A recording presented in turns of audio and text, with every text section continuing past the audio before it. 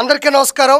నేను మీ కిరా కార్పేని. ఎప్పుడైనా సరే ఆర్కే రోజా 15వ తారీఖు వచ్చినటువంటి ఆ స్త్రీ శక్తి ఉచిత మహిళా బస్సు ప్రయాణం గురించి ఏం మాట్లాడిందో ఒకసారి విందాం.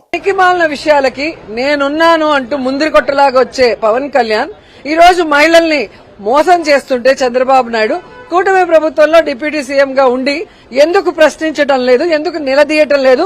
ఇక్కడ ఆర్కే రోజా మాట్లాడింది మీరు విన్నారు, మీరు చూశారు. ఏ పని పడితే ఆ పనికి ముందుగా వచ్చారు పవన్ కళ్యాణ్ గారు. నారా చంద్రబాబు నాయుడు గారు మహిళల్ని మోసం చేస్తుంటే మీరు ఏం చేస్తున్నారు, మీరు ఎందుకు ప్రశ్నించలేదు అంటుంది. మహిళలని నారా చంద్రబాబు నాయుడు గారు ఎక్కడ మోసం చేశారో ఆర్కే రోజా నువ్వు ప్రజలకు సమాధానం చెప్పాలి. మహిళలకి మోసం చేసింది జగన్మోహన్ రెడ్డి. మహిళల చేతే సభ్య సమాజంలో మహిళలని ఎంత దుర్భాషలాడిచ్చాడో ప్రత్యేకంగా చెప్పనక్కర్లేదు. శ్రీరెడ్డిని ప్రోత్సహించింది, శాలరీ ఇచ్చింది, చెన్నైలో కూర్చోబెట్టి కూడుపెట్టి బండ బూతులు తిట్టించింది ఎవరు? జగన్మోహన్ రెడ్డి. సొంత చెల్లిని కన్న తల్లిని నడి రోడ్డు మీద పడేసింది ఎవరు?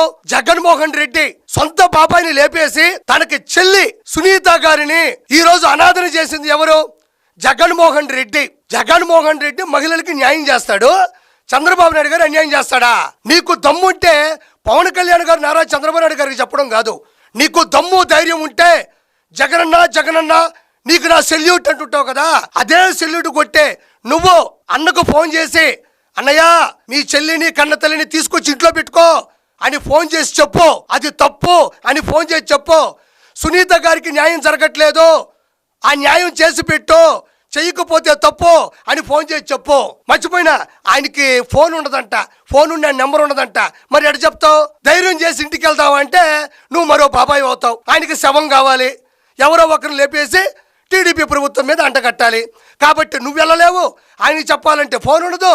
మీరేమో కలుసుకొని మాట్లాడడానికి ఆయనకి అర్హత ఉన్న అసెంబ్లీకి రాడు, నీకేమో అర్హత లేదు. ఏం చేయాలా? చంద్రబాబు నాయుడు గారు మహిళలకి అన్యాయం చేశాడు. ఎవరి చేతనో ఒక్క మాట మాట్లాడించగలవా? మీ పేటీఎం బ్యాచ్లు కాకుండా, నువ్వు కాకుండా, చిల్లర చేష్టాలు చేసే కొంతమంది కాకుండా ఎవరి చేతనా నారా చంద్రబాబు నాయుడు గారు మహిళలకు అన్యాయం చేశాడని చెప్పగలవా? ఏం అన్యాయం చేశాడు? డ్వాక్రా సంఘాలు ఏర్పాటు చేసింది నారా చంద్రబాబు నాయుడు గారు. మహిళా పోలీస్ స్టేషన్లు, మహిళా కోర్టులు, ఫ్యామిలీ కోర్టులు ఏర్పాటు చేసింది నారా చంద్రబాబు నాయుడు గారు. మహిళల మరింత భద్రత కోసం ఆటోలకి, క్యాబులకి GPS తప్పనిసరి అని ఏర్పాటు చేసింది నారా చంద్రబాబు నాయుడు గారు. ఒక దళిత మహిళ ప్రతిభా భారతి గారిని అసెంబ్లీ స్పీకర్ని చేసింది నారా చంద్రబాబు నాయుడు గారు. ఎన్టీ రామారావు గారు మహిళా యూనివర్సిటీని ఏర్పాటు చేస్తే రాష్ట్ర మహిళా కమిషన్ ఏర్పాటు చేసింది నారా చంద్రబాబు నాయుడు గారు. ఇవి నీకు తెలుసా? తాటికాయ అంత తలకాయ ఉంటే కాదు, ఆవగించంత ఆలోచన కూడా ఉండాలా. పేపర్ ఇస్తే పేమెంట్ వేస్తే వచ్చి మాట్లాడేవేనా? నాకు ఒకటి అర్థం కాదు రోజా. ప్రతి పేదవాడు ఈ రోజు తన 5,000 నోట్లోకి పోయేలా చంద్రబాబు నాయుడు గారు పరిపాలిస్తున్నారు. అది మీకు నచ్చదు. మహిళల కోసం ఉచితంగా 5 బస్సులు ఈ రోజు ప్రయాణిస్తున్నాయి, అందుబాటులో తెచ్చారు. అంటే 5 బస్సులు మీకు నచ్చదు.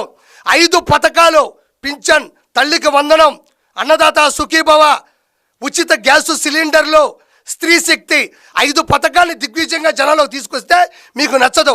5,000, 5 బస్సులు, 5 పథకాలు, ఎందుకు మీకు 5 అంటే నచ్చదు అని నేను దీర్ఘంగా ఆలోచిస్తే 151లో అంటే 2 ఒకట్ల మధ్యన 5 ఉండేది. అది ఎట్టపోయిందో తెలియదు, ఎక్కడికి ఎగిరిపోయిందో తెలియదు, ఎప్పుడు వస్తుందో తెలియదు, ఇంకెప్పటికీ రాదు.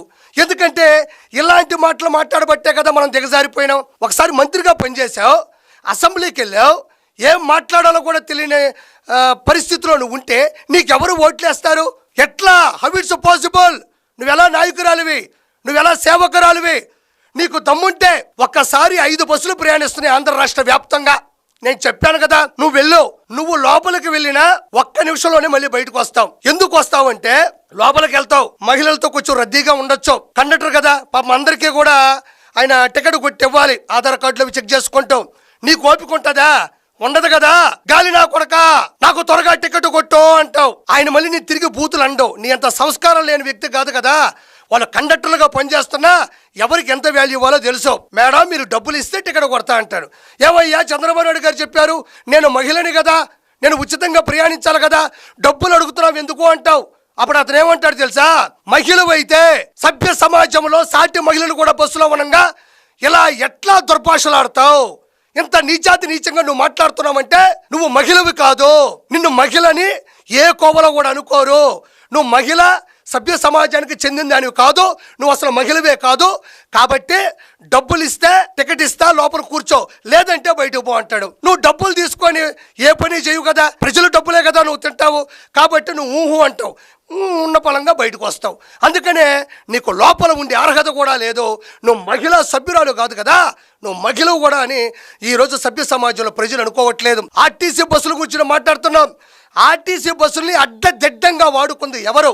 అధికార మత్తులో, అధికార దాహంతో ప్రజలకు సేవ చేస్తూ ప్రజలు ఒక చోట నుంచి ఇంకో చోటకి సురక్షితంగా తీసుకెళ్లే ఆర్టీసీ బస్సుల్ని అడ్డదిడ్డంగా, అస్తవ్యస్తంగా, అన్యాయంగా, అక్రమంగా వాడుకున్నది ఎవరు?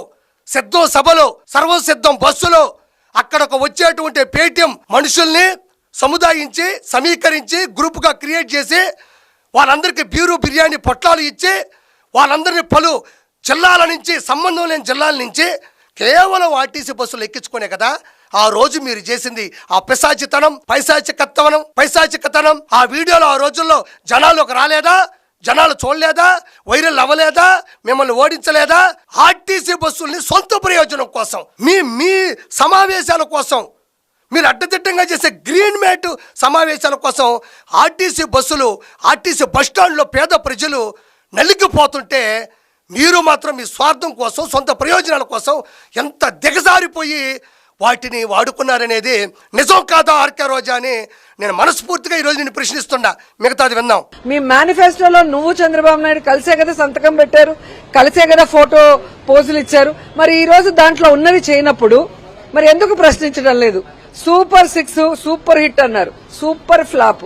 సూపర్ 6 లోనే కదా ఈ శ్రీశక్తి కూడా ఉంది, ఫ్రీ బస్సు. ఆర్కే రోజా ఆంధ్రప్రదేశ్ వ్యాప్తంగా రాజకీయ నాయకులు కావచ్చు, ప్రభుత్వం కావచ్చు, అధికారులు కావచ్చు, అందరూ కూడా చాలా క్లియర్ కట్గా చెప్తారు ఆంక్షలు ఎలా ఉంటాయి, ఏ బస్సు ఎక్కాలి, ఏం చూపించాలని చెప్తున్నారు. మరి నువ్వెందుకు అంత తలడిల్లిపోతావు నాకు అర్థం కావడంలా. నేను హైదరాబాద్కి వెళ్ళాలి, షూటింగ్కి వెళ్ళాలి అంటే బస్సు రాదు, కుదరదు. చెన్నైకి వెళ్ళి సేద తీరాలి అంటే బస్సు రాదు, అది కుదరదు. ఇటలీకి వెళ్ళాలి, టాటూలు కనబడేటట్టు నేను ఈదుల్లో తిరగాలి అంటే బస్సు రాదు, అది కుదరదు. 3,000 కోట్ల రూపాయలు అడ్డదిడ్డంగా సంపాదించాను, భారతదేశ వ్యాప్తంగా అన్ని రాష్ట్రాల్లోకి వెళ్ళి దాన్ని దాచిపెట్టుకోవాలి అంటే బస్సు రాదు, అది కుదరదు. వాటికి కొన్ని ఆంక్షలు ఉంటాయి. నీ స్వార్థపూరితంగా ఆలోచించడం వల్లే అన్ని చోట్ల బస్సు నీకు కావాలనడం వల్లే ఈ విధంగా తయారవని నేను అనుకుంటున్నా. నీకు దమ్ముంటే ఆర్కే రోజా సూపర్ 6 ఫెయిలు అనే దాన్ని నువ్వు నిరూపించు. నీకు దమ్ముంటే తల్లికి వందన ఫ్లాప్ అని నువ్వు నిరూపించు, స్త్రీ శక్తి ఫ్లాప్ అని నువ్వు నిరూపించు, పింఛన్లు టెన్షన్గా అందట్లేదని నువ్వు నిరూపించు. నువ్వు ఇంట్లో కూర్చొని సాక్షిని పెట్టుకొని, ఇంటినక 4 మొక్కలు పెట్టుకొని, ముందర 2 మైకులు పెట్టుకొని మాట్లాడడం కాదు. నీకు దమ్ముంటే ఆ 2 మైకులు తీసుకొని జనాల్లోకి వెళ్ళు. తప్పు అయితే జనాలు కూడా నిన్ను ఆశీర్వదిస్తారు, మళ్ళీ గెలిపిస్తారు కదా. అన్నేమో కొబ్బరికాయ కొట్టలేడు, అసెంబ్లీకి రాలేడు, జాతీయ పండుగ చేయలేడు, అన్న ఇంకెప్పటికీ గెలవలేడు. నువ్వు బయటకు వచ్చి మాట్లాడబ్బా, ఎవరు కాదంటారు? అన్నేమో ఇన్ని చేశాడు నీకు తెలుసుగా, పింఛన్ ఇంత ఇస్తా అన్నాడు, సంవత్సరం ఇంత పెంచుకుంటామో లాస్ట్గా దాపేసినాడు. జాబ్ క్యాలెండర్ అన్నాడు, మెగా డిఎస్సి అన్నాడు, లెక్కర్ స్కామ్, లెక్కర్ మద్యం ఏదైతే ఉందో దాన్ని కల్తీ చేసి లక్షల కోట్ల రూపాయలు లూటీ చేసి ఆడవాళ్ళ పుస్తులు దిగిపెట్టేట్టు చేశాడు మీ అన్న. చెప్పుకుంటూ పోతా ఉంటే ఇన్నుంటాయి, వాటికి నువ్వు సమాధానం చెప్తావా? నీకు దమ్ముంటే నేను మీ ఇంటికి వస్తా, నా డబ్బులతో వస్తా, మనిద్దరం కూర్చుందాం, నీకు నచ్చిన ఛానల్ పిలిపించుకో. సూపర్ 6లో ఏది ఫెయిల్ అయిందో నువ్వు నిరూపించు, అన్నెందుకు ఫెయిల్ అయ్యాడో నేను నిరూపిస్తా. That's all. మరి ఏం అమలు చేశారు? ఇన్ని కోతలు పెట్టి ప్రజల్ని, మహిళల్ని మోసం చేసే విధంగా ముందుకెళ్తున్నారు. ఎంత దురదృష్టకరం అంటే తిరుపతి నుంచి తిరుమలకి వెళ్లేదానికి కూడా ఫ్రీ బస్ లేదంట, శ్రీశైలంకి వెళ్ళడానికి ఫ్రీ బస్ లేదంట లోకల్ వాళ్ళకి. ఎలా సూపర్ హిట్ సూపర్ 6 నాకు చెప్పాలి. ఈవిడ తిరుపతి నుంచి తిరుమలకి వెళ్ళడానికి కూడా ఫ్రీ బస్సు లేదంటని అడిగింది. దీనికి సంబంధించి గుమ్మడి సంధ్యారాణి గారు, minister of women and child welfare, స్త్రీ శిశు సంక్షేమ అండ్ గిరిజన సంక్షేమం, tribal welfare, TDP polit bureau సభ్యులు, సాలూరు ఎమ్మెల్యే గారు, శాసనసభ్యులు ప్రెసిడెంట్. ఆవిడ ఏం మాట్లాడిందో గుమ్మడి సంధ్యారాణి గారు ఒకసారి విందాం. ఈ తిరుపతి నుంచి తిరుమలకు బస్సు లేదని ఎగేసుకొని పడుతుంది కదా ఆవిడ, ఒకసారి విందాం. అంటే మీకు కడుపు మంట అది. ఈరోజు ఒక ఆవిడ అంటది తిరుపతి లేదు, ఎందుకు లేదు అని అడుగుతుంది. మీకు కామన్ సెన్స్ లేదా? మీకు కొండల మీద ఎందుకు లేదు అని అడుగుతున్నారు. కామన్ సెన్స్ కొంచెమైనా ఉపయోగించండి. అక్కడ ఫ్రీ బస్ ఇస్తే బస్సు నిండా జనాలైతే కొండల మీద వెళ్ళేటప్పుడు ఏమైనా బ్యాలెన్స్ తప్పితే ఇబ్బంది అవుతుంది అని బాధ, అంతే. కొండ మీద వెళ్ళడానికి ఫ్రీ బస్సే ఉంది కదా, అందరికీ తెలిసిన విషయమే కదా అది. కొండ వరకు వెళ్ళిన తర్వాత ఫ్రీ బస్సులో పైకి వెళ్ళొచ్చు కదా. అంటే ఓన్లీ సీట్ల వరకు మాత్రమే నిలబడడానికి ఇబ్బంది అవుతుందని కాబట్టి కొండ మీద అక్కడ బ్యాలెన్స్ తప్పిపోతే మనం ఆ బస్సు అయినా తిరిగి తీసుకురాగలుగుతామా? బస్సుకు లోయలో పడిపోయిన తర్వాత ఒక్క మనిషిని తీసుకురాలేం, బస్సు కూడా కనపడదు. ఎందుకంటే నేను ఆ ఏరియాలో ఉంటాను కాబట్టి నాకు తెలుసు. అరకు ప్రాంతంలో మేము మొత్తం ప్రతిసారి సంచరిస్తుంటాం కాబట్టి కేవలం కొంతమంది ప్రయాణికులతో మాత్రమే ఘాటీ రూట్లో వెళ్ళాలి కాబట్టి నో అనుకున్నాము. కానీ ఇన్ని లక్షల మందికి, ఇన్ని కోట్ల మందికి ప్రయాణం ఇస్తున్నప్పుడు 75% బస్సులు ఇస్తున్నప్పుడు ఆ 2-3 ప్లేసుల్లో ఇవ్వలేదు, ఎందుకు ఇవ్వలేదని ఆ మాత్రం కామన్ సెన్స్తో ఆలోచించలేరా? ఇది క్లియర్ కట్గా మీరు విన్నారు, చూశారు. గుమ్మడి సంధ్యారాణి గారు చాలా నీట్గా క్లారిటీగా చెప్పారు. మేము ఆంధ్రప్రదేశ్ రాష్ట్ర వ్యాప్తంగా మహిళలకి వేల కోట్ల రూపాయలు ఖర్చు పెట్టి ఉచితంగా ప్రయాణాన్ని ఇస్తున్నప్పుడు తిరుపతి నుంచి తిరుమలకి ఇవ్వడానికి మాకేంటి ఇబ్బంది? ఏంటి ఇబ్బంది అంటే ఒక్కసారిగా ఈ ప్రయాణం ఉచితం అని తెలియగానే అంటే మూకుమ్మడిగా తీవ్రంగా లోపలికి వెళ్ళి తొక్కిసలాటలు జరగచ్చు, ఒకరి మీద ఒకరు పడచ్చు, గాలి కూడా అన్నటువంటి పరిస్థితులు అక్కడ ఉంటాయి. ఆ అల్లర్లతో చిన్నపాటి అల్లర్లు, తొక్కిసలాట్లు వాటి నేపథ్యంలో ఏదన్నా కొంచెం అటు ఇటు ఇబ్బంది అయితే బండి గాడి తప్పి లోయలో పడే అవకాశం ఉంది. తిరుమల గురించి నేను ప్రత్యేకంగా చెప్పనక్కర్లేదు. ఆ భగవంతుడి గురించి, ఆయన విశిష్టత గురించి, ఆ దారి గురించి నేను ప్రత్యేకంగా ఎవరికి చెప్పక్కర్లేదు, అందరికీ కూడా తెలుసు. చాలామంది కూడా జీపులు వెళ్ళి ఉంటారు, బైకులు వెళ్తారు, కారులు వెళ్తారు. కానీ బస్సుల్లో ఈ సౌకర్యం, ఈ సౌలభ్యం ఉందని తెలిసినప్పుడు ఆ కిక్కిరిసిపోవడం, తోసుకోవడం, తోపులాట, గేర్ బాక్స్ మీద పడడం, లేకపోతే అస్తవ్యస్తం అవ్వడం, అంటే లోపల ఏం జరుగుతుందని చెప్పి డ్రైవరు ఒకరంతా టక్కని వెనక తిరిగి చూస్తే బండి లోయలోకి వెళ్ళే పరిస్థితులు ఉన్నాయని ఆవిడ క్లియర్ కట్గా చాలా జాగ్రత్తగా చెప్తుంది. ఎంత చేసినా మేము అదొక్కటి చేయడానికి మాకు ఇబ్బంది ఏంటి అంటుంది. అందులో తిరుపతి నుంచి తిరుమలకి కొన్ని బస్సులు ఉచితంగా వెళ్ళేటివే ఉన్నాయి, దాంట్లో వెళ్ళొచ్చు. ప్రాణాలతో చెలగాట ఉండకూడదు. బండి ఒకసారిగా లోయలో పడిపోతే వాళ్ళని మనం తీసుకురాగలమా? అది అతిపెద్ద తప్పు అవుతుంది. మన సౌకర్యాన్ని కల్పించి కూడా వాళ్ళని కష్టానికి గురి చేసి వాళ్ళు చనిపోతే మనం ఏం చేయగలమని జాగ్రత్తగా చెప్తుంది. ఆవిడ నీ జీవితంలో ఒక్కరోజన్నా క్లియర్ కట్గా మాట్లాడినావా? ఒక పద్ధతిగా మాట్లాడినావా? ఒక మహిళలో ప్రవర్తించావా? ఏదొస్తే అది మాట్లాడటం తప్ప ఆవిడ ఎంత జాగ్రత్తగా, నీట్గా, క్లియర్ కట్గా, ఒక పద్ధతిగా మైకు ముందు మాట్లాడింది. కాబట్టి ప్రతి ఒక్కటి కూడా మనం అర్థం చేసుకునే పరిస్థితులు ఉండాలి. వాళ్ళు ఇద్దామని అనుకొని ఉంటారు, కానీ ఒకసారిగా ఒక గ్రూప్ ఆఫ్ డిస్కషన్స్లో ఏమనిపిస్తుంది, సార్ ఇది, సార్ ఇది, సార్ ఇది. ఒక లిఫ్ట్ ఉంటుంది, లిఫ్ట్లో 5 మందే ఎక్కాలి, 350 కేజీలను రాసి ఉంటుంది. ఒక్క 10 కేజీలు ఎక్కువ ఎక్కినా కూడా, అంటే అనవసరంగా ఒక వ్యక్తి ఎక్కినా కూడా అది అసలు తీసుకోదు, కిందకు పోదు, ఆ లిఫ్ట్ ముందు కదలదు. అది మనందరికీ తెలిసిందే. బస్సు కూడా అలాంటిదే. అది మనతో మాట్లాడలేకపోవచ్చు, కానీ దానికి కూడా ఉంటాయి కదా ఒక రీజన్స్. కాబట్టి మనం ఇది అర్థం చేసుకోవాలి.